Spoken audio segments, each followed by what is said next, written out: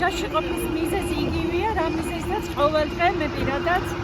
ერთმარში მაინც მონაწილეობ, ან რუსთაველზე გავდივარ და იქ ვაპროტესტებ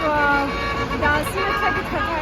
ვაპროტესტებ არა მხოლოდ ესე იგი გაყალბებულ არჩევნებს და ვითხოვ ხელახალ არჩევნების დანიშნვას და გამოშვებას უკანონოდ დაპატიმრებული განსაკუთრებით სისხლის სამართლის მუხლით დაპატიმრებული ადამიანების გათავისუფლებას, არამედ დასჯასაც ამ ყველა პირისა, რომელიც პირდაპირ დაკავშირებულია ამ უკანონოს ვერ ვიტყვით, ხო, უკანონო პარლამენტის მიერ მიღებულ ახალ კანონებსაც, რომელსაც ალბათ პრეზიდენტი როგორც კი ეს ფსევდო თუ არალეგიტიმური პრეზიდენტი ხვალ ინაუგურაცია იქნება, ალბათ 2-3 დღეში დაამტკიცებს კიდეც იმ ახალ კანონებს. მე პირადად ამ ყველაფერს ვაპროტესტებ და ეს დღეს